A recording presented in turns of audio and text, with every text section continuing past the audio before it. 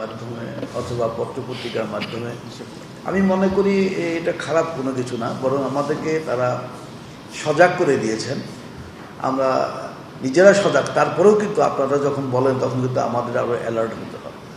আমরা সেভাবেই কাজ করেছি এবং এই কাজ করার পরিপ্রেক্ষিতে আর কোনো সমস্যা ইনশাল্লাহ হয়নি। আমরা ইনশাল্লাহ আজকে পবিত্র হজ করার উদ্দেশ্যে যাচ্ছি। আপনাদের সবার দোয়া চাই, দেশবাসীর কাছে দোয়া চাই।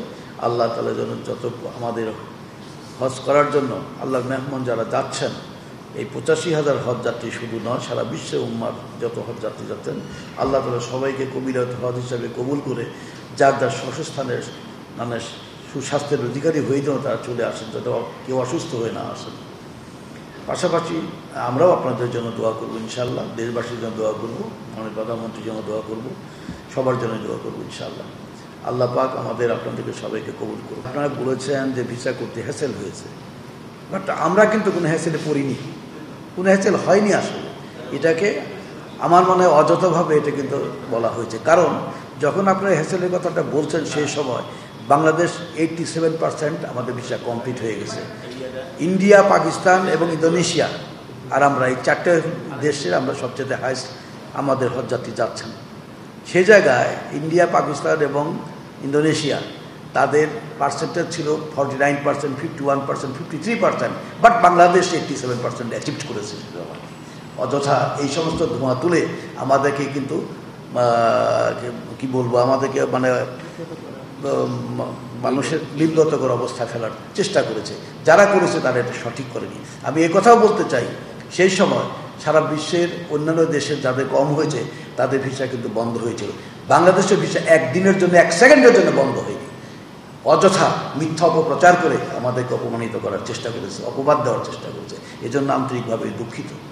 দ্বিতীয়ত হলো আমাদের যে কথাগুলো আপনি বললেন, যেমন ব্যাংকের একটা বিষয় বলছেন, এটা সঠিক। গত বছর 2টা ব্যাংকে হয়েছিল, ইনশাআল্লাহ সুন্দরভাবে আমরা অ্যাচিভ করতে পেরেছি। আমার মন্ত্রণালয়ের পক্ষ থেকে এবং আরও যারা আনুষঙ্গিক যারা এর সাথে জড়িত তারা সবাই সহযোগিতা করেছে। এবার আমাদের 2টা ব্যাংক ছিল, একটা ব্যাংক আমরা ক্লিয়ার করতে পেরেছি, একটা ব্যাংকে একটু প্রবলেম হওয়া সত্ত্বেও একদিনের মধ্যে কিন্তু সেটাও কিন্তু সমাধান হয়ে গেছে ইনশাআল্লাহ। আমাদের মাননীয় প্রধানমন্ত্রী সর্বসময় নজর দেন এবং উনি দিক নির্দেশনা দেন, ওনার দিক নির্দেশনায় আমরা সেটাও করতে পেরেছি। হ্যাঁ, একটি কথা আপনি বলেছেন যেটা, যে পরবর্তীতে এরকম যদি তারা করে তাদের জন্য কী ব্যবস্থা নেবেন। অবশ্যই এটার জন্য ব্যবস্থা আমরা নেব, এতে কোনো সন্দেহ নেই। যে সমস্ত ব্যাংক এই সমস্ত কাজ করেছে তাদেরকে আমরা পরবর্তীতে ইনলিস্টেড রাখবো না। 1, 2 নম্বর হলো যারা আমাদের এজেন্সি যারা এই ধরনের অপকর্ম করে তাদেরকেও আমরা কিন্তু আগামীতে হজ যাত্রীদের নেওয়ার ব্যাপারে তাদের কোনো লাইসেন্স নবায়ন হবে না।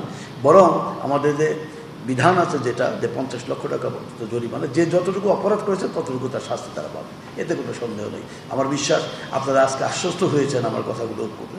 এবং আমি যে কথাগুলো বলেছি, আমরা কথা কম বলি, কিন্তু কোনো সময় কিন্তু কথা অতিরিক্ত বলি না। আমরা কাজ করে দেখিয়ে দিতে চাই যে কাজ করলে, ইচ্ছা করলে এটা সমাধান করা সম্ভব।